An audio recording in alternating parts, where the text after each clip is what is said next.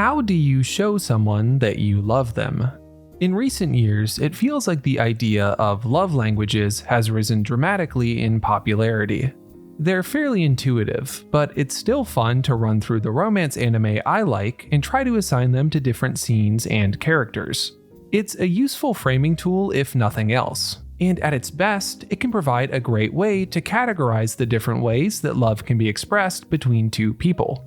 Love can be a very ethereal concept, so having more concrete terms to identify and describe it is nice. My Dress Up Darling has been phenomenal in its second season. What once was mainly just a platform on which Marin's character showed off has become what might be the best anime I've watched this summer season. Massive upgrades to the visuals have coincided with plotlines that have significantly more to chew on than Season 1. The supporting cast has also expanded in both quantity and depth, giving the show many more touchpoints to ruminations on love and romance than before. There is one theme that keeps coming up over and over again though, and it has to do with how love manifests itself between both people and the fictional characters that are cast cosplays so often. At its core, My Dress Up Darling proposes that one of the purest expressions of love is service. At every turn, this anime emphasizes the acts that people do for those that they love. Let's talk about it.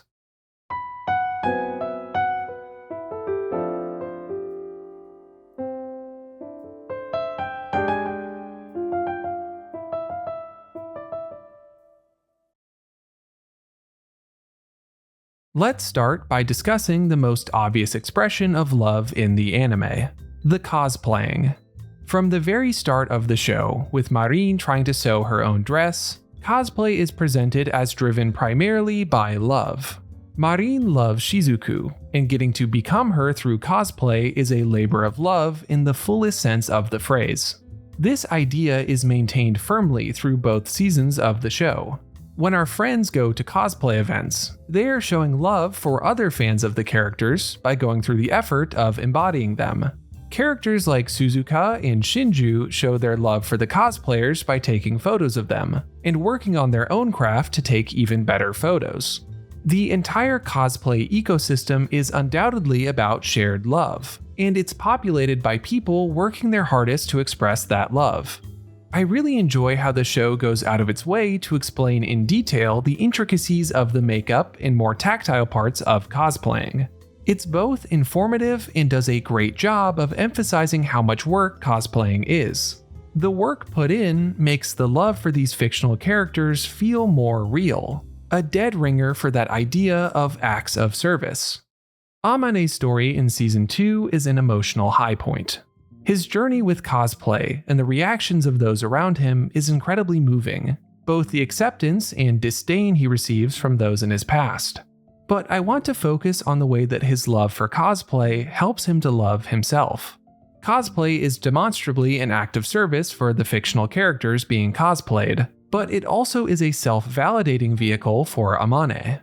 He struggled a lot with his self-image and confidence when he was younger, and the act of cosplaying helps Amane love himself just as much as he loves the characters he's dressing up as. It's not always easy to love yourself, and Amane is a wonderful illustration of this point, and how doing things for yourself can be an equally important expression of love. We see shades of this in Akira's story as well, where prop making and cosplay serves partially as a self-affirming experience, a demonstration of her love for the person she chooses to be. I also want to briefly bring up Gojo and his connection to the Hina dolls that he makes. While by now the dolls are a minor plot point, this is undoubtedly a further continuation of service being a fundamental part of love. Gojo has a love for the dolls that he creates, and this love drives him to work meticulously on them, strive for perfection in every brushstroke. If the dolls are not perfect, then it is not a full expression of his love for them. The show draws this connection firmly, even making this pursuit of excellence a pressure point for Gojo. While not a major element of the plot, I would be remiss not to mention it. So, cosplay is clearly a way of working to show your love for the characters and media that our friends are obsessed with. But I think that the more interesting reflections on love and service involve the interpersonal relationships in the anime. The core driver behind Gojo and Marin's romance is the work that Gojo puts in to help Marin cosplay. I understand that this makes it sound a bit one-sided, but that's sort of how it is. Going back to the first cosplay that Gojo made, the major takeaway is how he perseveres through a ridiculously tight turnaround to finish the dress. The labor is a direct reflection of his nascent feelings, and this continues throughout the show.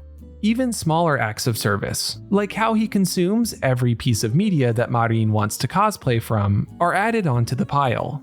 I really enjoy when the show uses other characters to draw this idea into sharper focus, like when Gojo is doing Marin's makeup for the Culture Festival. Having the other characters watch this drives home how intimate of a relationship that this is, and how much Gojo cares about the things that he does for Marin.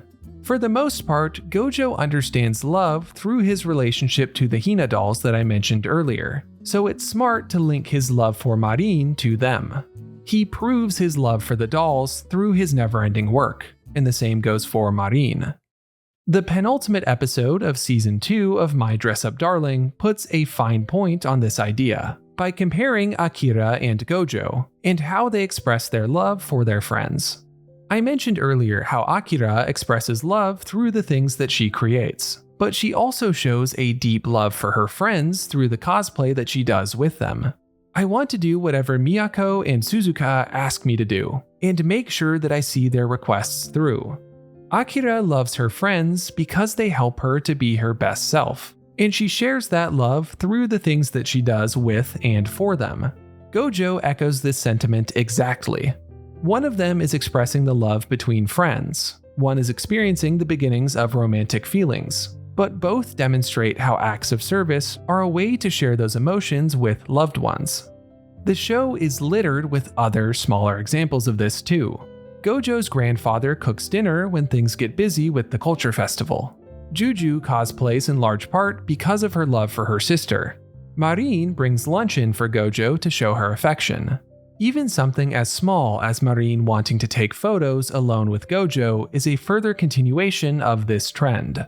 It's part of what makes this show very satisfying to watch.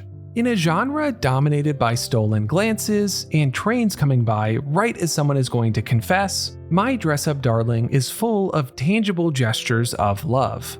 Sometimes they're quiet moments, sometimes they're grand spectacles, but they're present and they're important. My Dress Up Darling is a romance through and through. It has a core relationship, but every nook and cranny of this show is also about love, in all different shapes and sizes. That alone makes it very gratifying to watch, but it's the specific way that all of these loves manifest that makes them stand out. Everyone is working hard for those that they love. Especially in the second season, with more people around, we are spending less and less time in our protagonists' heads, and more time seeing them put their love in action. An added bonus to this is that when Marin and Gojo finally get together, whenever that is, there's no doubt that it will feel properly built up to, because behind their union is a long trail of gestures they've done for each other as their feelings grew.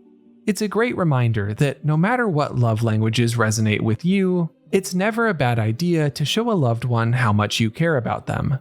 It doesn't have to be a big gesture, but there's something special about going out of your way to demonstrate that love, rather than just saying it. And that wraps up the second episode of Love and Anime. If last week's was more of a scene-specific breakdown, this time I wanted more of a top-down look of what I thought has made My Dress Up Darling special. I hope you enjoyed, and I'd love to know what you've thought of the show so far in the comments. Also, as always, drop me suggestions for other shows to watch. Last time, someone suggested My Teen Romantic Comedy Snafu, and I'm already through Season 1. Anyway, liking and subscribing helps a ton and will keep you in the loop. I'm SlamAnime, and I'll catch you Monday for the next episode of Split Screen.